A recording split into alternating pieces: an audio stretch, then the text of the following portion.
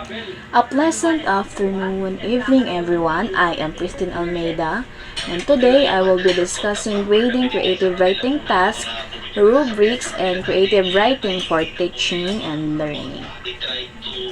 As for our objectives at the end of the lesson, the students are expected to understand the key elements of rubric for creative writing task and appreciate the purpose and benefits of rubrics as the basis for grading creative writing task and apply a rubric to evaluate creative writing task. As for our first part, I will discuss the key elements of a rubric for creative writing.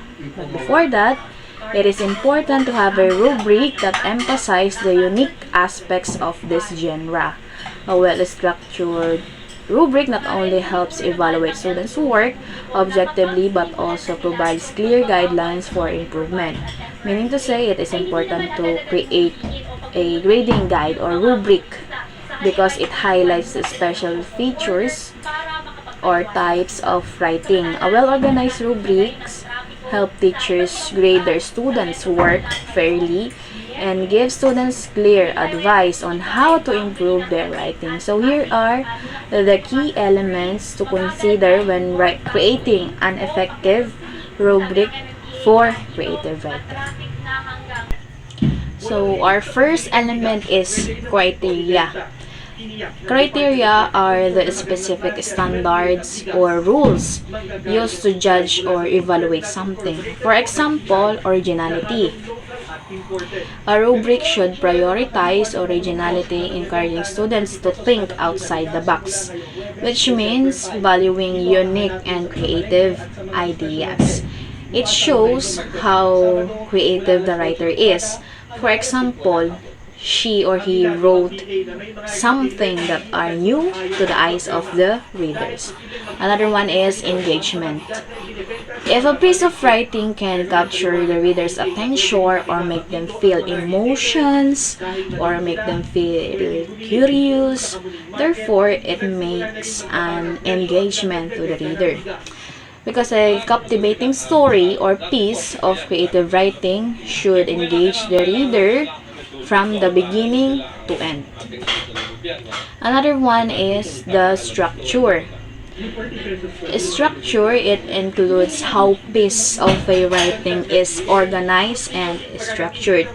It covers the layout or format, the rules or tradition of the specific type of writing or genre, and how it follows a certain style or a pattern. Another one is the organization. It focuses on the logical flow and coherence of writing, which means it looks at how well the writing flows and stay organized. It checks if the ideas are connected logically, making the text easy to read and understand, or do they have a sense. Another criteria we have here is the grammar. As you can see on the screen, if the writing follows proper language rules like grammar, punctuation, spelling, and how the sentences are put together. Therefore, it is easy to read, makes sense, and it doesn't have mistakes that might confuse or distract the reader. And the last one is content.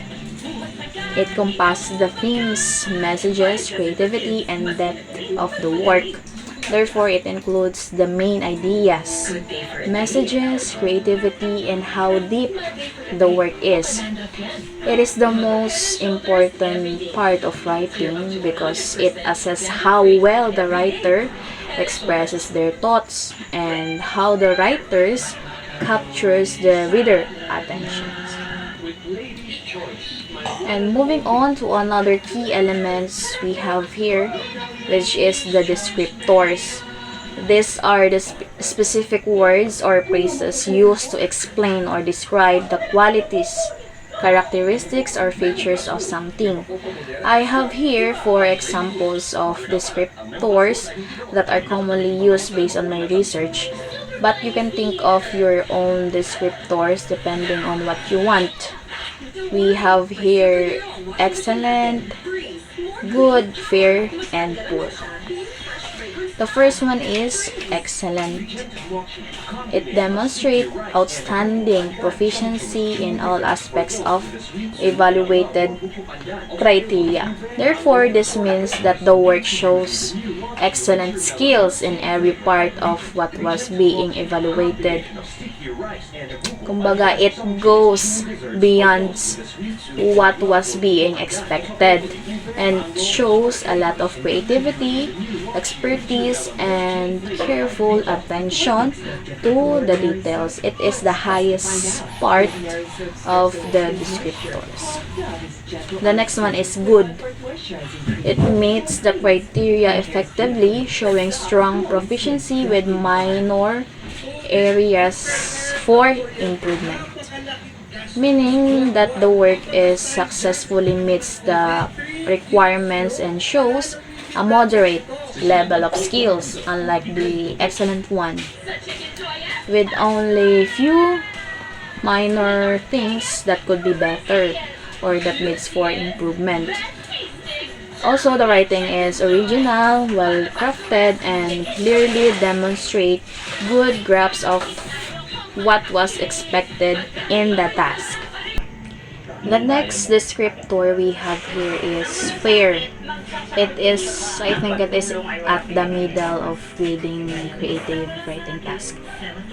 Fair, it shows just basic proficiency, but has noticeable weakness in several areas. This means the work demonstrates a basic level of skills but has clear mistakes or areas that need for improvement.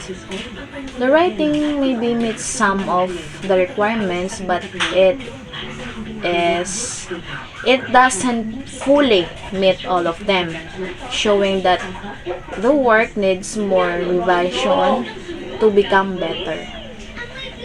The last one is the poor, or the lowest part of the descriptors. This means it does not meet the basic criteria for the task, showing significant weaknesses in most areas. Therefore, the work doesn't meet the basic standards for the task and has major problems in many parts. Also, the writing is not also fully developed, with lack of originality maybe, and has many mistakes. And for our last key elements is scoring levels. These are scores or numbers or values used to evaluate each part of the task and are usually combined with the categories of the descriptors which I was being mentioned earlier, which are the excellent, good, fair, and poor. And to create scoring system, you can start by deciding how many points that are needed to cover all the different performance you expect from the students. Here are the examples of scores for a rubric: 1, 2, 3, 4, or 2, 4, 6, 8. 4 as the highest, 3 at the middle, 2, and 1 as the lowest. Or you can write 2, 4, 6, 8 depending on what you are needed, what points you are needed. I have here a provided example of rubrics as you can see on the screen. It has a criteria which are the image, characterization, voice, but you can write what I was being mentioned earlier, which are the originality, content, grammar, and also it includes the descriptors at the side of the criteria, which are the excellent, good, fair, poor. You can write other descriptors depending on what you want.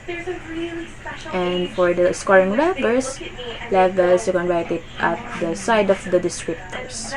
So that's all for the key elements of rubric for creative writing task. Now let's move on to the second part of my report, which is the understanding purpose and benefits of using rubrics. So, let's proceed with the purpose. I'm not going to further explain this because it is self-explanation or explanatory. Purpose is communicate with each other. It also record information. Also, it enhance oral development, reinforce vocabulary and language structure, present ideas, information, and feelings, demonstrate one's creativity and critical thinking because you're going to encounter different kinds of writing styles. So that's why it's demonstrate creativity, one's creativity, and the critical thinking or thinking outside the box. And it also inform, influence, and entertain. Now let's move on to the benefits of using rubrics for creating. I provide 5 benefits of it based on my research. The first one is clarity. Rubrics clarify expectation for students. They know what is required for each level of performance. Because clarity is one of the benefits because it helps both teachers and students understand exactly what is being expected. When the criteria and expectations are clearly defined, students know how to improve their work and the areas to focus on. The next one is consistency. Rubrics standardize grading because of the consistency. Therefore, this ensures fairness and consistency across different students and assignments. Consistency is the benefits also because it ensures the evaluation process is fair and reliable. It also helps teachers grade in the same way each time, reducing personal bias and making the grading more fair or more objective. The third one is the feedback. Since we're grading creative writing tasks, so we also need feedback because it provides students with specific information about their strengths and area that are need for improvement. It also helps them understand where they did well and where they need to work on to improve their writing. The next one is efficiency. Rubrics streamline the grading process so teacher can evaluate work more quickly and systematically. Because it helps or it makes the grading process faster and more consistent. Also, this reduces the time spent on grading and ensures that the evaluation is fair and objective for all of the students. And the last benefits is self-assessment. Students can use rubrics to self-assess. This promotes reflection and responsibility for their learning. Self-assessment because it encourages students to reflect on their own work and evaluate it against clear criteria. By assessing their own writing, students become more independent learners, and they also improve their critical thinking skills and take responsibility for their own progress. And now we're done with the purpose and benefits of using writing rubrics. And for my last part of my discussion, I will be discussing creative writing for language and teaching and learning. So it involves using creative writing exercises and techniques as a tool to enhance language skills and promote language acquisition. This approach integrate imaginative writing tasks into language instruction to develop various linguistic competencies and engage students in a meaningful way. Meaning, or in simple words, it involves using creative writing activities and methods to improve language skills and help students learn language. This approach incorporates imaginative writing tasks into language lesson to develop different language abilities and make learning more engaging to students. So creative writing for language teaching and learning, enhancing language skills because it helps students learn new words, phrases by giving them fun, writing prompts and exercises. It also let them practice grammar in a relaxed way so they get better at using grammar rules. Therefore, it helps students to expand their vocabulary by providing fun writing prompts or other activities. It also allows them to practice grammar in a stress-free way, which helps them become more confident in using grammar rules correctly. The second one is developing writing skills. It enables students to expand their thoughts and feelings in unique and personal ways, pushing them to think creatively. So it allows students to share their thoughts, emotions in creative and personal ways, encouraging them to think outside the box. It also helps them to learn how to organize their ideas clearly and logically, making their stories or essays easier to understand. The next one is promote engagement and motivation. Creating writing activities are frequently more enjoyable and engaging than regular writing assignments, which can increase students' interest and motivation to learn the language.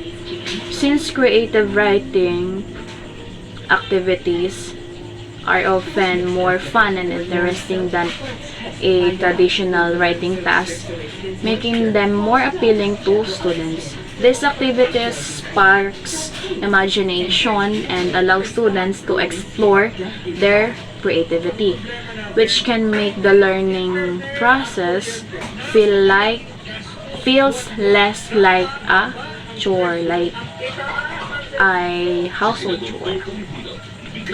And number 4 and 5 is enhanced critical thinking. This boosts their ability to think critically and understand different ideas. By writing stories or essays also involves solving problems like figuring out how the plot should unfold or how the characters should interact, which help them to become better at solving problems. And the last one is building confidence. It gives students the chance to express themselves openly, which can build their confidence in using the language. Also, getting helpful feedback on their creative work can encourage them and show them that their ideas are unique and valuable. So that's all for my part, and I hope you learned something for me. Thank you for watching.